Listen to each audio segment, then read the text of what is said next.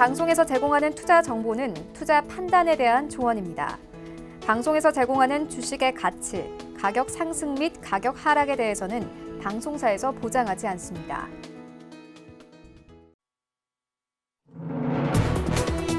네, 시청자 여러분 안녕하십니까? 어제 우리 증시 양시장 모두 강하게 상승하며 거래를 마쳤습니다. 코스닥 지수는 지난해 6월 이후 11개월 만에 700선을 돌파했는데요.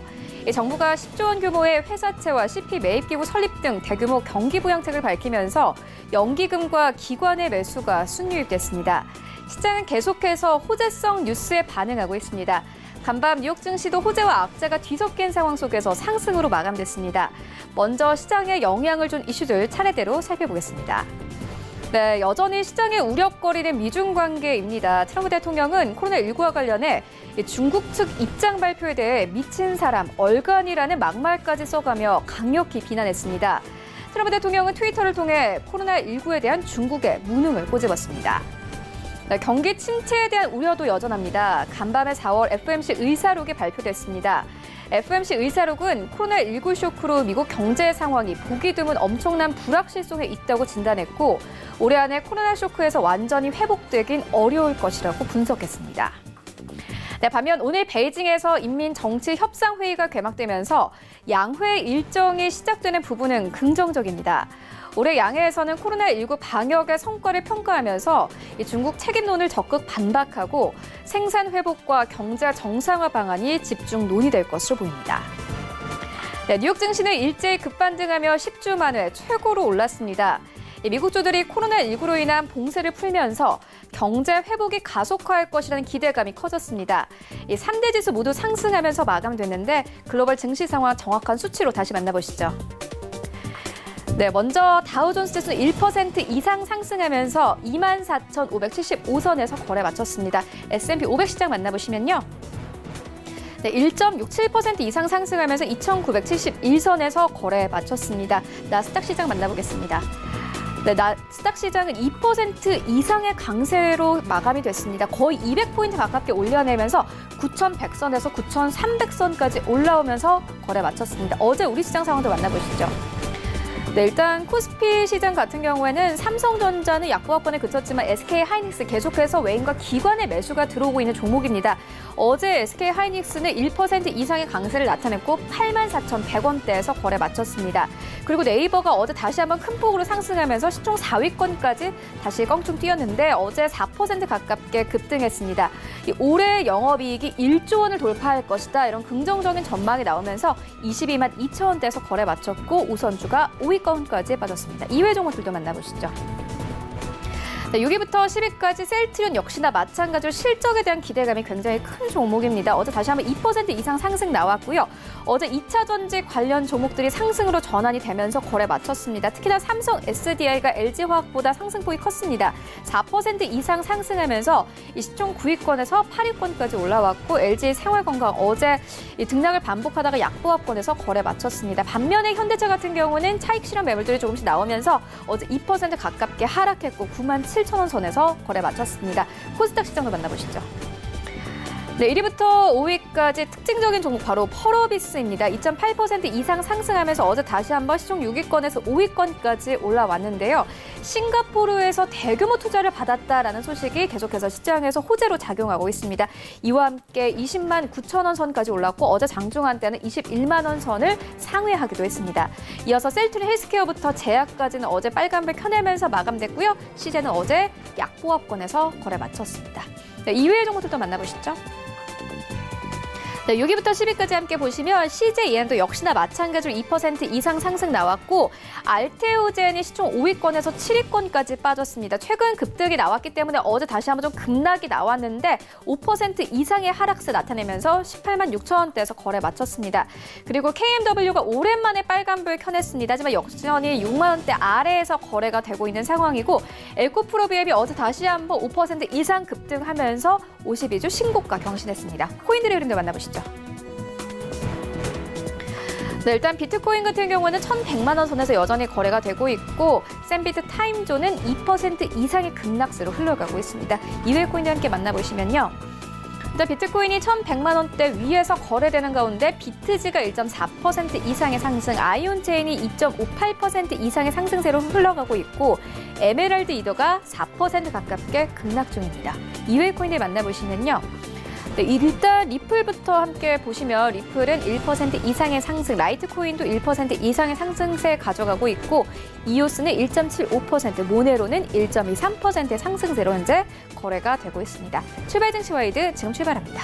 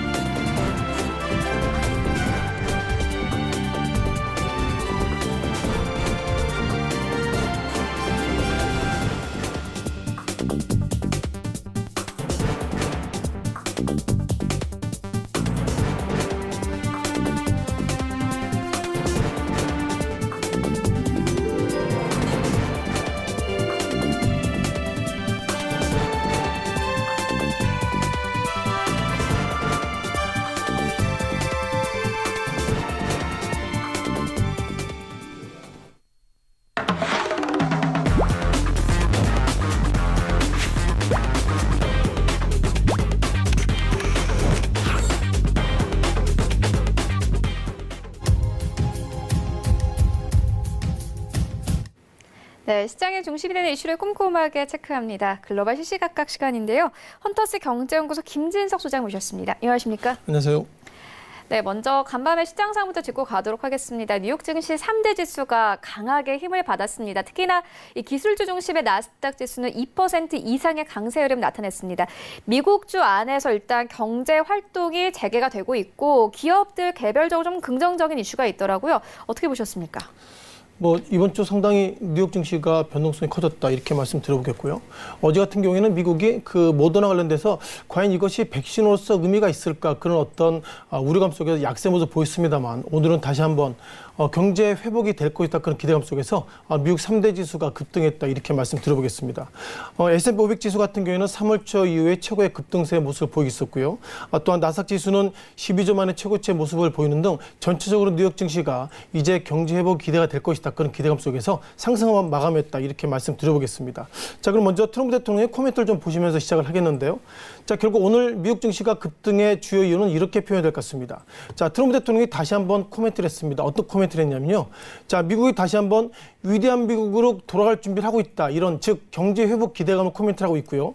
또한 아리아단을 보면 결국 그 이후의 주도 다시 한번 경제 회복 속에서 컴백할 것이다. 따라서 이제 미국은 다시 한번 정상화될 것입니다는 얘기를 하고 있어서 코로나19 이전의 모습과 이제는 앞으로는 좋아질 것이다. 그런 기대감 속에서 미국 지수가 상승했다. 이렇게 코멘트를 드려봐야 되겠고요.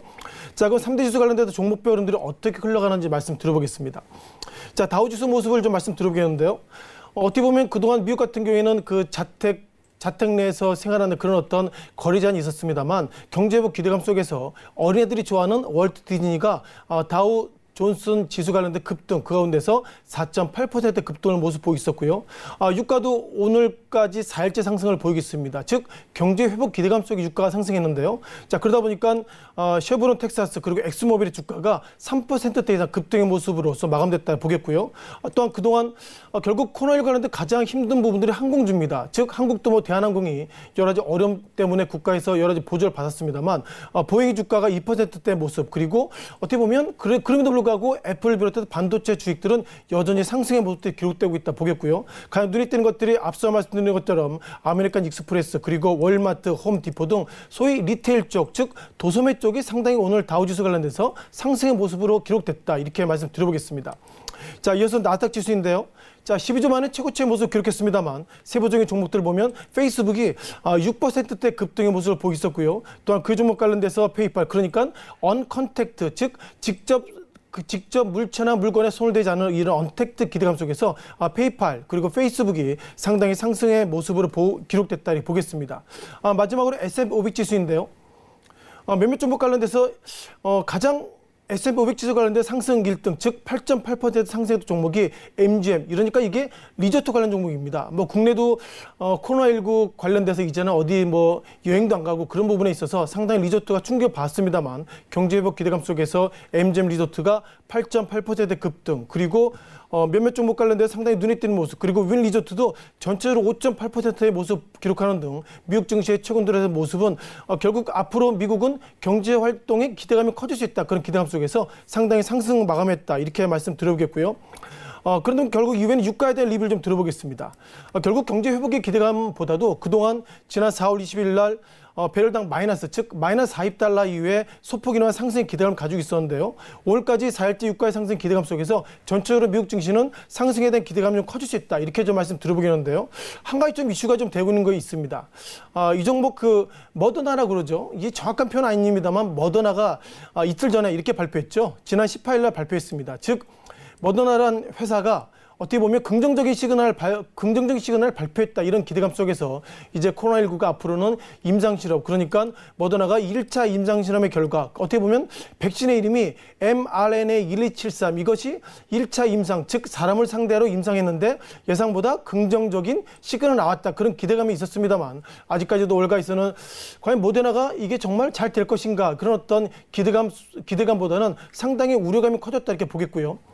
다만 FMC나 몇몇 페이퍼를 보면 앞으로 미국 경제가 어려워질 것 같습니다. 그런 페이퍼가 있는데 왜 그런 페이퍼가 나오냐면 뭐 자주 보셨던 차트이기 때문에 뭐 다른 말씀 안 드리더라도 미국 같은 경우에는 이 시각 현재 확진자가 150여만 명이 넘어서고 있고요. 사망자 9만 3천 명. 그리고 데일리 케이스를 보면 확진자가 소폭이나마 줄어들고 있습니다만 이것을 가지고 트럼프 대통령이 경제 재개를 하는 거에 있어서 미국 내에서 많은 사람들이 반발이 좀 일어나고 있는 것 같습니다. 따라서 오늘 뉴욕 증시는 경제 회복 기대감 속에 상승했습니다만 몇몇 바이러스 관련 전문가들은 아직까지 미국이 경제 회복을 하기에는, 그리고 주 거리 제한을 없애기에는 약간 리스크가 있다. 이런 코멘트가 있기 때문에 오늘의 어떤 미국의 증시의 급등 그리고 경제 회복에 대한 기대감이 너무 좀 섣부른 것은 아닌가, 이런 어떤 부정적인 코멘트를 좀 드려봤습니다.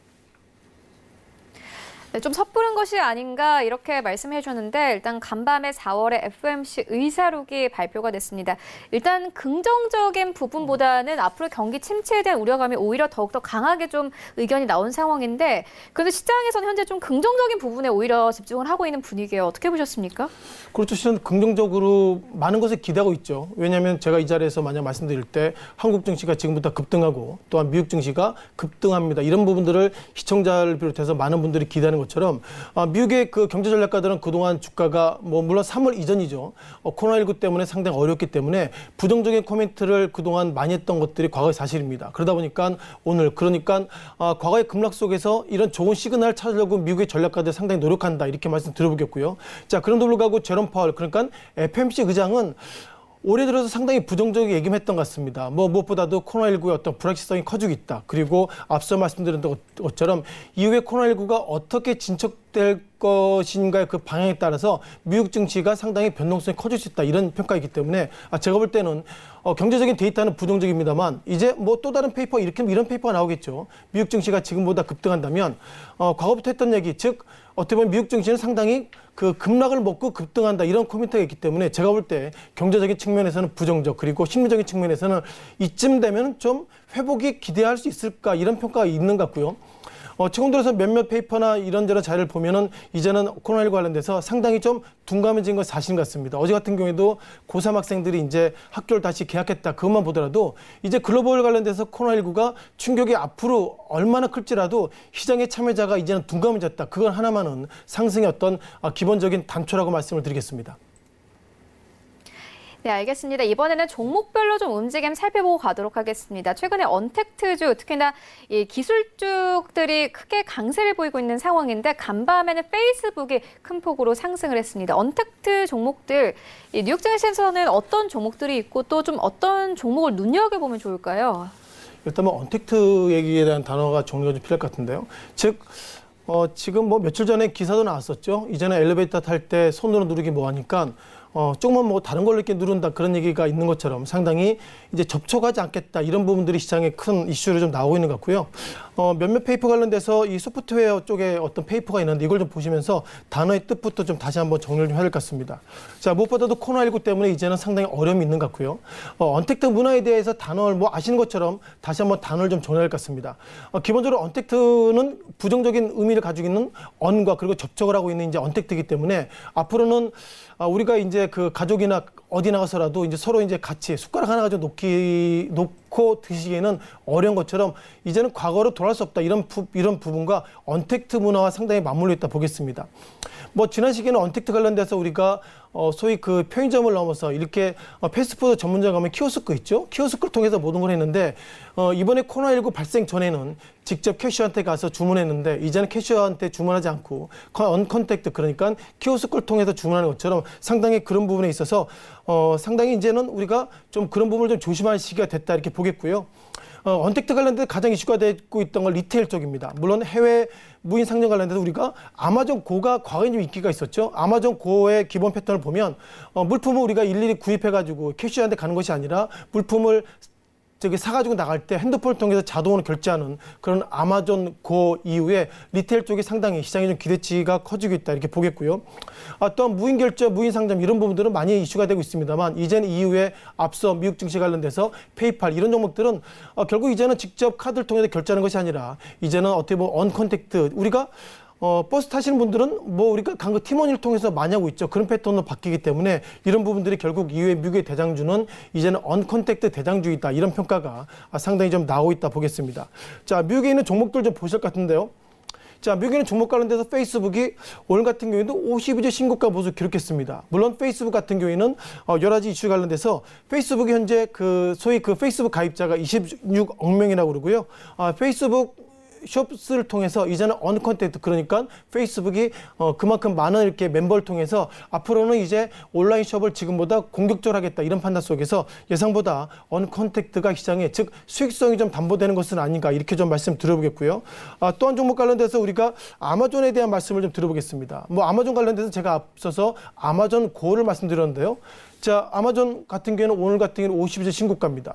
아시는 것처럼 몇몇 종목 관련돼서 오늘 엔비디아, 뭐 엠플릭스, 뭐 아마존, 이베이 이런 종목들의 신고가 모습을 가지고 있는데요. 신고가 모습을 보였던 이 종목 기본 특징이 컨택트가 아니고 언컨택트입니다. 물론 우리가 넷플릭스의 어떤 모습을 좀 보시면 좋겠는데요. 자, 넷플릭스도 뭐 저거죠. 결국 이제는 결국 집에서 계시기 때문에 이제는 뭐 결국 이제 앞으로는 영화도 집에서 보는 것처럼 우리가 과거에는 영화관에서 영화를 보고 팝콘을 드시면 영화를 봤지만 이제는 집에서 모든 것을 한다 이런 기대감이 있기 때문에 앞으로 시장에 대한 패턴은 결국 언컨택트 쪽으로 갈 수 있다 이런 좀 평가를 가질 것 같고요. 자, 그러다 보니까 이제는 중국에 대한 패턴을 좀 보실 것 같습니다. 자, 이게 며칠 전에 나온 데이터인데요. 이게 그 한국무역협회의 데이터의 모습을 가지고 있는데 우리가 앞으로 시장에 대한 벤치마킹은 미국보다 우리가 중국을 많이 봐야 되는데요. 기본 코미트는 결국 중국의 언컨택트 산업이 무엇이 발전할 것인가 이런 평가를 가질 것 같은데 가장 아래 하단의 것만 좀 보실 것 같습니다. 자, 기본적으로 의미가 있는 부분들이 이렇게 좀 정리가 될 것 같은데요. 기본적인 전망을 좀 보셔야 할 것 같습니다. 뭐 미국과 중국, 한국 여러 가지 패턴의 차이가 있습니다만 원격 근무가 앞으로는 중국이 지금보다 더 늘어날 것이다. 이런 좀 판단을 가지고 있고요. 온라인 교육, 뭐 최근 들어서 온라인 관련 종목들이 상당히 좀 시장에 곽강을 받았던 모습을 가지고 있습니다만 중국 같은 경우에 2015년부터 작년까지 매년 20% 온라인 쪽에 성장을 가지고 있다. 이런 좀 평가가 이번에 코로나19 관련돼서 즉 언컨택트의 시장에 좀 참여를 받고 있는 것 같고요. 원격 진로는 한국의 법상 좀 차이가 있어서 중국과 좀 차이가 있습니다만 중국 같은 경우에 매년 5년간 30%에서 7% 정도 원격적으로 중국이 상당히 이슈가 커지고 있다. 그리고 마지막으로 온라인 신선식품 이런 부분들은 뭐 중국이 상당히 이슈가 커지고 있기 때문에 최근의 패턴을 보면 중국도 결국 한국과 비슷하게 원격 근무 그리고 온라인 교육 또한 온라인 신선식품 이런 어떤 언컨택트 산업이 결국 중국 증시에 상당히 영향을 미치고 있기 때문에 이런 패턴을 보면 국내 증시도 상당히 좀 이슈가 커지고 있다 이렇게 보겠습니다. 다만 그럼에도 불구하고 언컨택트에 대한 말씀을 드려봤습니다만 중요한 것은 이것은 이후의 모습이고요. 이번에 KDI 그러니까 한국개발연구원 관련된 이번에 그 데이터가 나왔죠. 한국의 2020년 경제 전망이 지금보다 부정적입니다. 이런 평가가 나오고 있고 페이퍼상으로는 이번 상반기가 0.2% 정도 성장세를 기록한다지만 현재까지 트렌드를 보면 긍정적일 때 0.2입니다. 이것이 만약에 더 부정적이라면 0.2보다 더 하향하기 때문에 언컨택트나 이런 부분들은 이후에 코로나19가 좀 진정되거나 완화할 때 모습이지만 현재까지 한국의 경제 전망은 상당히 충격적이다. 이렇게 좀 말씀을 드리겠습니다. 네, 그리고 오늘부터 중국의 양회가 개막이 됩니다. 일단 아시아 증시를 이끌 수 있는 강력한 호재로 보여지는데 이번 양회에선 좀 어떤 내용들이 나오게 될까요? 또 우리 증시도 함께 힘을 받을 수 있을까요? 일단 뭐 양회가 상당히 실은 두 가지의 모습을 가지고 있는데요. 양회가 결국 두 가지 회의를 열린다. 이래서 양회라는 표현을 가지고 있는데요.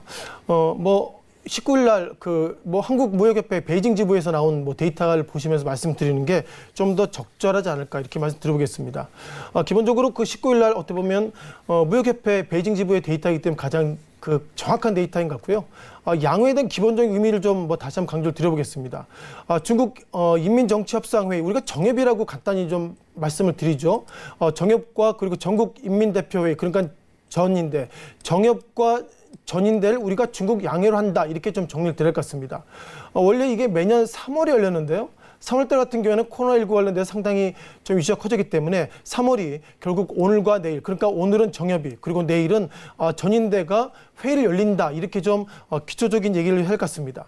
기본적으로 이번에 양회 가장 기본적인 특징은 2020년 올해 중국이 어떻게 보면 주요 경제 운영의 방향을 결정하는 것이기 때문에 오늘과 내일의 2020년, 즉 중국의 방향을 결정하는 의미 있는 날이다. 이렇게 말씀드려보겠습니다.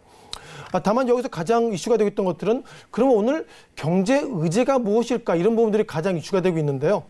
결국 올해 경제 성장률 목표치가 상당히 중요합니다. 왜냐하면 중국 같은 경우에는 2020년 1분기 경제 성장률, 그러니까 GDP가 상당히 충격적인 모습을 가지고 있기 때문에 그런 충격적인 모습 속에서 2020년 중국의 경제 목표치를 얼마나 올까 이런 부분들이 가장 이슈가 되는 것 같고요.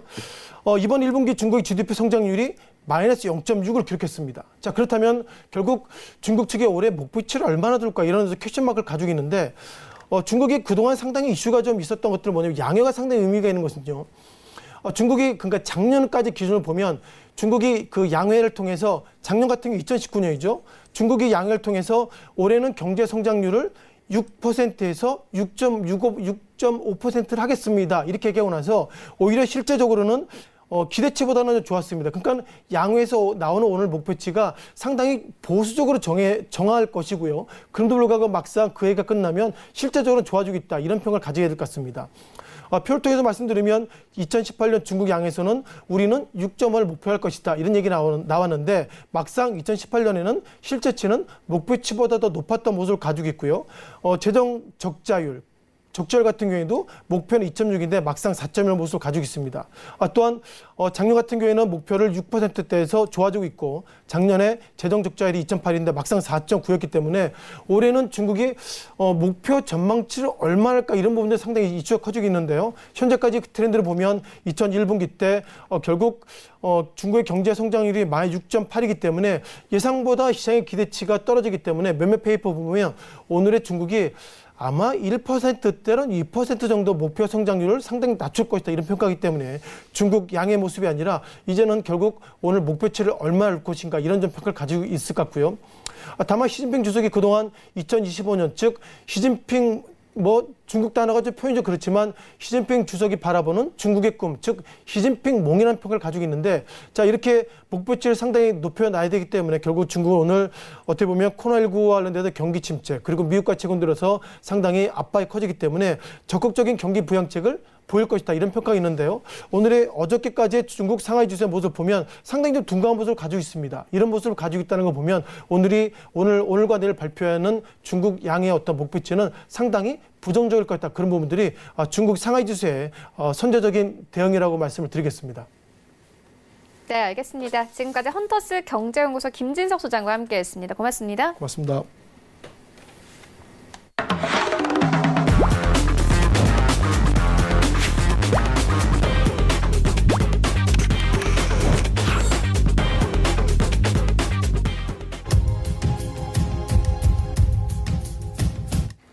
네, 이번에는 국내 시장 쟁점 함께 분석해 보도록 하겠습니다. 라이브 이슈 타임인데요. 펠리즈 투자앤리서치 김민수 대표 전화 연결되어 있습니다. 안녕하십니까? 네, 안녕하십니까? 네, 최근에 우리 증시가 계속해서 상승이 나오고 있습니다. 어제는 대규모 경기부양책 발표되면서 코스닥 시장은 700선을 돌파했는데요. 시장 분위기 어떻게 보고 계십니까? 네, 앵커님 계좌 수익률 괜찮죠, 요즘요? 저는 뭐 주식을 하진 않습니다만, 네. 요즘에 요즘에 분들이 대부분일 것 같아요. 네, 그렇습니다. 최근 들어서 또 수익 관련된 쪽에서 좀 수익이 잘 나네라고 하시는 분들이 상당히 많을 것 같고요. 근데 그 이면에는 내가 실력이 좋은 것보다 시장이 좀 빨리 올라오는 측면도 높다는 점은 염두를 하시고 보셨으면 좋겠고요. 그에 따라서 일단 지금 나오는 팩트만 보게 되면 코스피가 중기 저항이라고 하는 1960, 70선 빠르게 돌파해서 안착했습니다. 그래서 이제 2000선을 넘보고 있는 상황까지 들어왔고요. 생각보다 좀 빠르게 올라왔다라는 데 대해서 약간 당혹감은 감출 수가 없지만 뭐 일단 시장이 맞죠. 항상 시장이 맞다라고 보게 되면 이에 따른 분위기도 계속 확인하고 대응할 수밖에 없는 상황들이고요. 또나 코스닥이 더 고무적입니다. 특히 코스닥 같은 경우 연봉이라고 하게 되면 연간 기준의 봉을 보시게 되면은 양봉이 발생했습니다. 저희가 올해 1월 달이 672선으로 시작했는데 코로나19 사태로 인해서 잠깐 반등 시도도 했다가 거의 무너졌었죠. 무너졌다가 지금 다시 그 이상으로 올라와서 연초 대비 플러스권 수익률을 보여준다. 나스닥도 거의 비슷한 상황으로 가는 것 같은데 그런 관점 쪽에서 또 하나 기록적인 흐름이 나오고 있고요. 그러나 더 중요한 부분으로 봤을 때 어떤 장기 패턴을 보게 되면 월봉상의 패턴을 봤었을 때 2018년도가 고점이 932인가 그랬습니다. 그때가 1월 달이 고점이었고요. 아니 그래서 지금 2018년도 이후부터 한 2년 내내 코스닥 시장은 주가가 주르륵 밀리는 중기 하향 추세를 보여주다가 이번에 처음이죠. 이번에 상승 다이버전스라고 하는 그러니까 즉 저점대에서 빠르게 올라오다 보니까 추세를 전환시키는 모습들이 월봉상에서 보여주고 있다라고 하게 되면 참 이런 변화가 반갑다고 봐야 되겠죠. 주식 투자하는 입장 쪽에서는 반갑고 앞으로에 대한 기대도 살짝 더 올라간다라는 쪽으로는 보여지고 있는데 막상 어제 시장이 약간 조정을 받을 위기 쪽에서 또 정부의 경기부양책이 나오다 보니까 그에 따라서 반응을 했다는 것도 눈여겨볼 수 있는 상황들인데요. 특히 10조 원 규모의 회사채, 저신용 회사채죠. 거기다가 기업보험을 매입하는 기구를 설치를 하겠다라는 쪽에서 특히 이제 미국의 연준의 역할도 비슷하게 한국은행과 함께 이어지고 있다는 관점 쪽에서 일단 시장에 대한 안도감을 불러일으켰다고 봐야 될 것 같고요. 또 하나 이번에 코로나19 사태로 인해서 많이 망가진 산업들, 대표적인 항공이나 해운 같은 기관 산업 쪽에 40조 원을 안정기금에서 어느 정도 지원을 하겠다라고 하는 6월 달부터의 계획이 나오다 보니까 그에 따라서 또 시장도 어느 정도 안도한 모습들은 나온다고 봐야 될 것 같은데요. 근데 이런 부분들은 일단 보충제고요. 지금 시장 자체적으로는 여전히 지금 빠른 경기 특히 V자 회복이죠. 저점을 빨리 찍었고 그에 따라서 V자로 경기가 회복되겠다는 기대감을 충분히 반영시키고 있는 상황들이 지금 나오고 있는 변화다라고 봐야 될 것 같고요. 그러다 보니까 이제 그동안 코로나19로 인해서 경제 셧다운, 그러니까 즉 지역 봉쇄가 이어졌다가 당연히 이런 움직임이 없는 상황 쪽에서는 지표들이나 여러 가지 경제 활동이 멈추는 현상들이 나오겠죠. 그러다가 어제 미국에서도 보게 되면은 50개 주가 이제 부분적이나마 경제 재개 쪽으로 가닥을 잡는다라는 관점과 함께 그러면 이제 다시 빠르게 회복하든 아니면 어느 정도 어떤 추가적인 확진자에 대한 동향을 본다고 하든 지금 흐름은 일단 다시 움직이긴 움직인다라는 관점 쪽으로 보게 되면 그나마 좀 나아질 지표가 아니냐라는 관점 쪽에서 그를 반영하고 있는 상황이라고 봐야 될 것 같고요. 또 하나의 또 중요한 축은 예탁금입니다. 예탁금 관련된 어느 유동성이라고 봐야 되겠죠. 특히 지금 기조로 보게 되면 시장에서 자금들이 풍부하게 어떤 공급이 되다 보니까 예탁금 수준들도 지금 현재 45조 원대 근처까지 갔다가 여전히 이 고가 행진들을 이어가고 있고요. 특히 주가가 저점을 찍고 빨리 올라서 이제 저희가 다 올라왔다라고 싶으면은 주식 이제 안 하겠죠. 차익 실현하고 안 하고 돈 빼가 나가겠죠. 근데 그런 상황이 아니라 일단 어느 정도 중간중간에 팔았다고 하더라도 시장이 계속 강하네. 그러면은 계속 시장에서 남아서 투자 수익률을 계속 올리려고 하는 매매가 이어진다는 관점 쪽에선 나쁘지 않다고 봐야 될 것 같고요. 또 하나 지금 그동안까지 계속 수급적인 변화를 보게 되면 동학 개미 운동이었죠. 그래서 시장이 급하게 하락할 때 개인 매매 중심으로 계속 매수세를 끌어오다가 지금 5월 달부터 조금 바뀌기 시작한 변화가 5월 초에는 외국인과 기관이 매수세로 돌아오기 시작했습니다. 근데 그때 대부분의 종목들은 바이오 쪽이었었죠. 그러다가 다시 매도로 전환했다가 지금 한 5월 중반 이후부터 외국인과 기관의 수급이 바뀔 기조가 나오기 시작합니다. 그러다 보니까 코스피도 그렇고 코스닥도 그렇고 우리 외국인이 매수로 돌아섰어요 라고 하는 변화가 나오다 보니까 그에 따라서 지금 시장이 중기 저항을 돌파하는 힘이 됐다라고 볼 수 있는데 여기서 다 좋습니다. 지금 뭐 분위기나 여러 가지 그런 것 쪽에서 다 좋은데 제가 하나 약간 경고에 아니면은 약간 좀 조심할 필요도 있다라는 쪽의 흐름을 한마디만 말씀드리게 되면 신용 잔고입니다. 특히 지금 다들 상승 쪽이나 중기 저항선 돌파해서 기분 좋을 때 지금 알게 모르게 신용 잔고는 벌써 지금 지난 시장이 급락할 때 수준 정도까지 살짝 육박하는 상황들입니다. 그래서 지금 시장이 급락하기 코로나19 사태로 급락하기 전에가 코스피 코스닥 합쳐서 10조 원대가 한 10조 5천억이 안 되는 수준 정도였는데 그러다가 코로나19 사태로 급하게 하락을 맞았었죠. 그러다 보아 반대 매매든 뭐든 급하게 신용 물량이 청산되다 보니까 한 6조 초반대까지 갔다가 지금 시장이 올라오다 보니까 그때 수익률을 많이 하겠다라는 입장 쪽에서 지금 뭉텅뭉텅 신용 잔고가 늘어나기 시작하죠. 그래서 지금 다시 10조 원대 근처까지 왔다라고 하게 되면 여기서 일단 지금 생각할 수 있는 분들은 어느 정도 시장이 만약에 코스닥이나 아니면 중소형주에 조정이 온다라고 하게 되면 또 하나의 빌미가 될 수 있는 흐름들도 염두를 할 필요가 있는데요.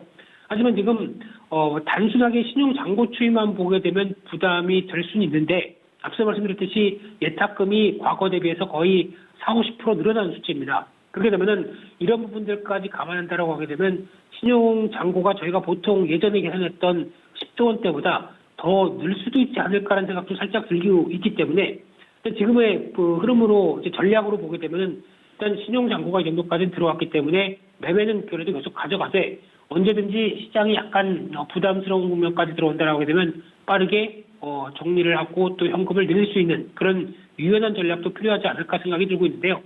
특히 이제 지금은 가장 중요한 게 기관이나 이제 외국인들이나 특히 이제 기관이 매수가 들어오기 시작하면서 중소형주 중심의 수익률 게임을 펼친다. 이럴 때가 가장 1년 12달 중에서 주식하기 좋은 상황입니다. 그렇기 때문에 지금 이제 수급 동향이나 말씀드렸던 신용잔고 추이를 살짝 봐가시면서 그래도 지금 매매하기에는 좋은 흐름들이다라는 관점들을 염두하시면서 수익률을 계속 보충하고 쌓아가시는 게 좋겠다라고 말씀드리겠습니다.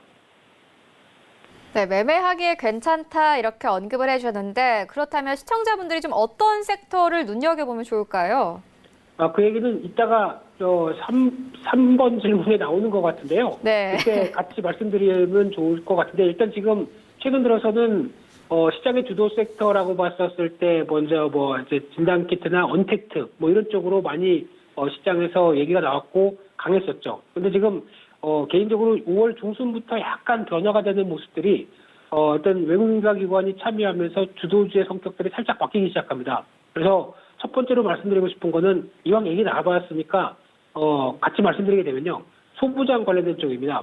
특히 지금 소재 관련된 쪽과 함께 어떤 부품주, 장비주 이쪽은 일단 경기가 개선되기 시작하면 당연히 수혜를 받는 건 맞고요. 게다가 또 두 번째로는 정부의 정책적인 지원이 상당히 눈에 띄죠. 그래서 탈일본화 그리고 어떤 기술 독립 이런 쪽으로 봤었을 때 과거의 품목이 한 38개에서 100개까지 늘리겠다. 그리고 또 지원도 강화하겠다라는 입장이다 보니까 이런 쪽에서 변화가 나오는 부분들이 눈에 띄고 있고요.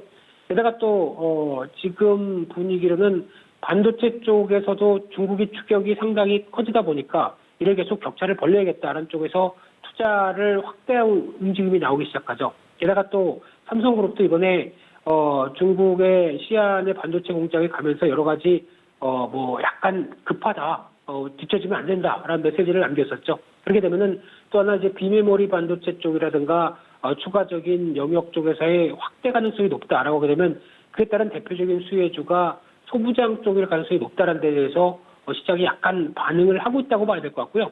또 두 번째는 전기차 관련주입니다. 지금 의외로 에코프로비엠이라는 회사, 대주전자재료, 물론 대주전자재료가 소부장 종목에도 들어갈 수 있겠지만은 이런 종목들이 주가가 빠르게 안정을 찾기 시작하고 변화가 나오기 시작하면서 지금 이제 현대차도 삼성그룹의 배터리를 쓰겠다. 그러다가 지금 앞으로 이 이제 셧다운이 끝나고 나게 되면 미국이나 유럽 쪽에서의 변화와 함께 그래도 그동안 시장의 주된 트렌드였던 전기차 쪽은 여전히 기회가 될 수 있겠다라는 하반기에 대한 기대감들이 나오기 시작하게 되면 다시 한번 움직일 대표적인 섹터겠죠. 그런 쪽에서 관심이 좀 필요하지 않을까 생각이 들고 있는 상황들이고요.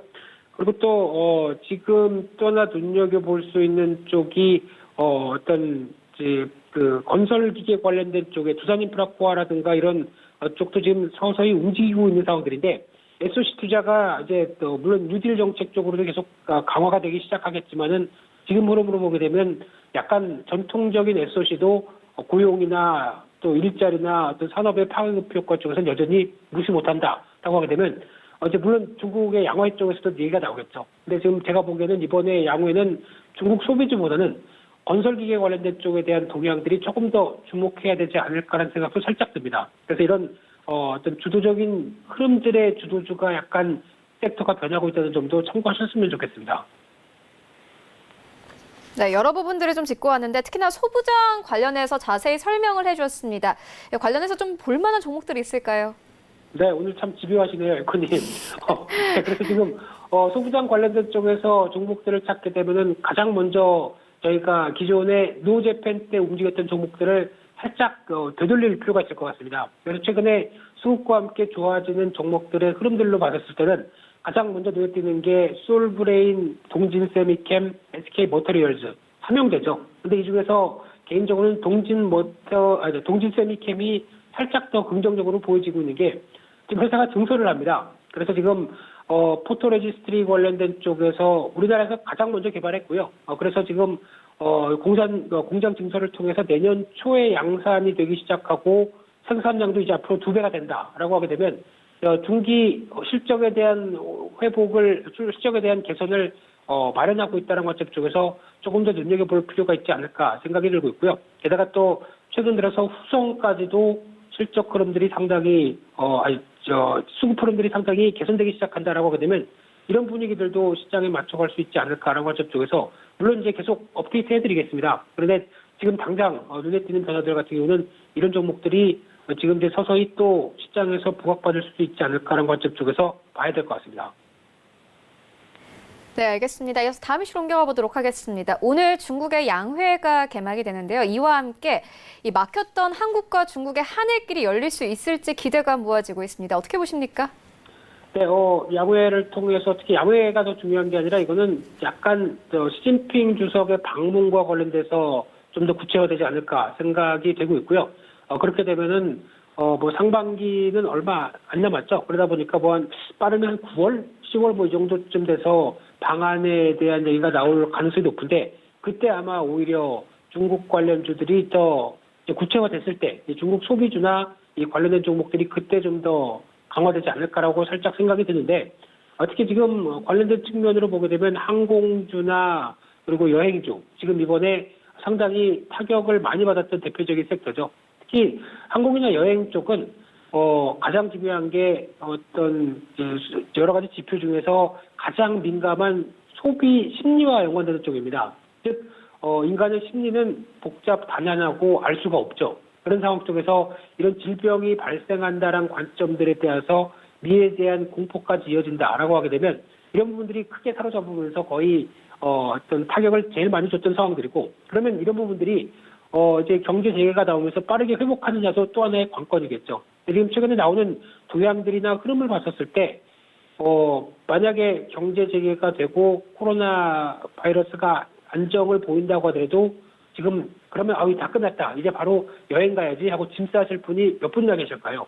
제일 아마 관련된 산업 중에서 가장 느리게 회복할 섹터가 아닐까라고 생각이 들고 있는데, 하지만 그런 상황을 봤었을 때 그래도 그나마 나은 게 이번에 실적 발표를 보게 되면 시장이 워낙 안 좋을 것이다라고 봤기 때문에 또 눈높이가 많이 낮았었는데, 나오는 실적 보게 되면 그나마 좀 그보단 좋다고 봐야 될 것 같죠. 물론 영업이익이 적자고 매출도 큰 폭으로 줄어들긴 했지만은 눈높이 대비해 선전했던 대표적인 이유를 보게 되면 힘드니까 우리가 알아서 구조조정을 했다는 쪽이 가장 크고요. 그리고 특히 대한항공 같은 경우는 저 친구 와이프 얘기 들어보니까 거의 지금 6개월 정도 무급휴가인가요? 들어가 있는 상황이다 보니까 그런 인건비로 아끼려고 하는 상황들이 또 눈에 띄고요. 게다가 또 여객이 안 되면 화물이라도 계속 강화시키자. 그래서 화물 운송 쪽에 좀 더 집중했다고 보여지고 있고요.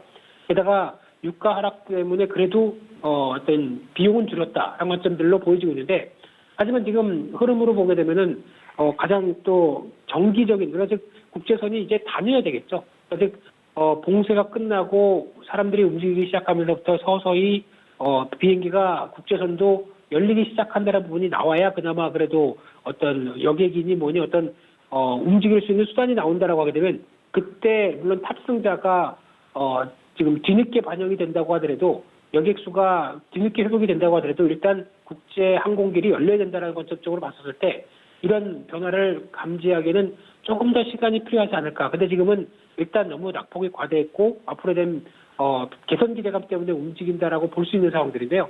근데 여기서 제일 중요한 부분들이, 항공주의 주요 포인트는 지금 여객이었습니다. 그래서 여객이 그 해외 여행하는 여객 수가 급감하다 보니까 나왔다고 하게 되면, 여객이 회복했을 때 가장 빨리 실적을 회복할 수 있는 쪽은 상대적으로 LCC 쪽이죠. 그러다 보니까 약간 진에어나 티웨이 항공 쪽이 오히려 이런 지표들이 조금씩 살아났을 때 주가 탄력들이 좀 더 좋을 수 있겠다라고 바라보고 있고요. 또한 여행주는 개인적으로는 그렇게 썩 추천드리고 싶지가 않습니다. 왜냐면 기존에 저희가 알고 있는 이제 패키지 여행, 특히 여행사는 패키지 여행을 통해서 수익성이 가장 높게 나옵니다.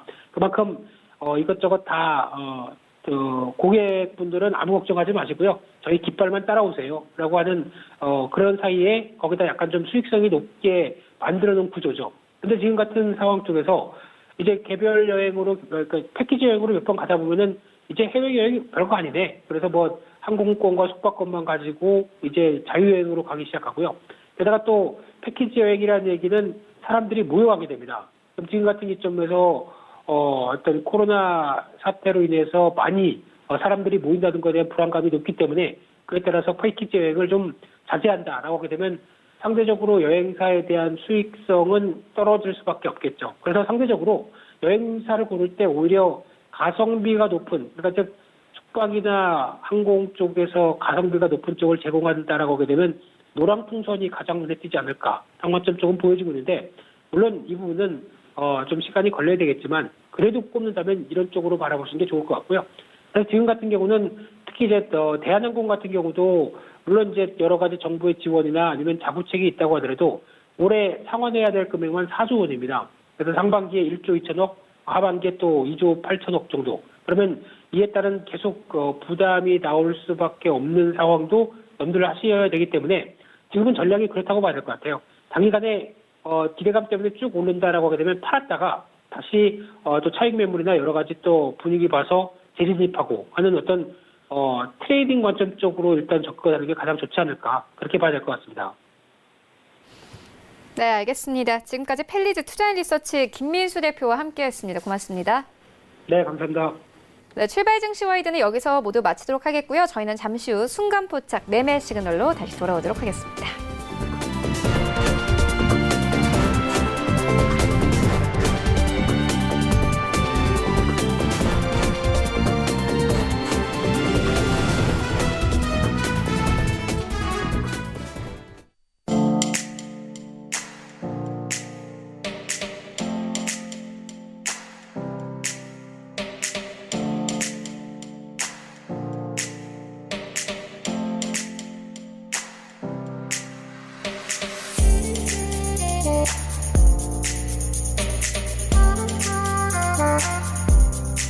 Thank you.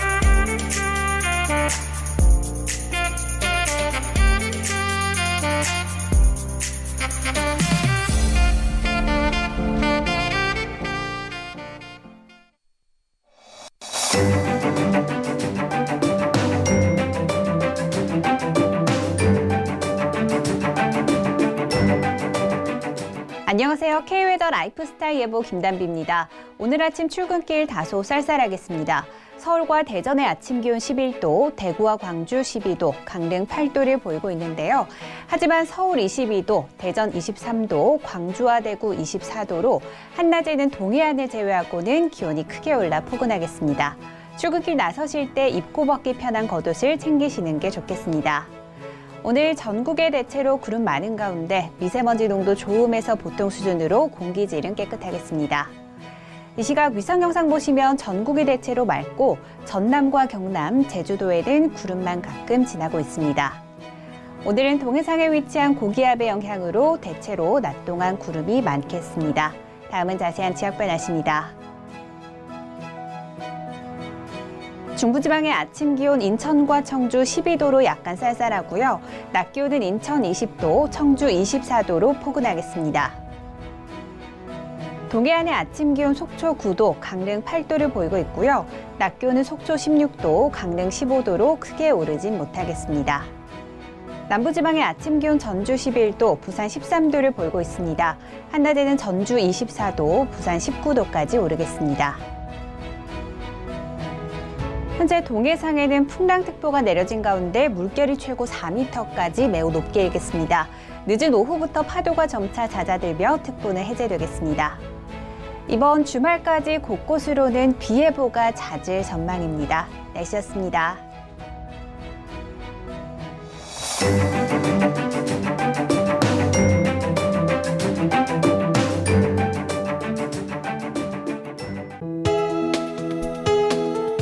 방송에서 제공하는 투자 정보는 투자 판단에 대한 조언입니다.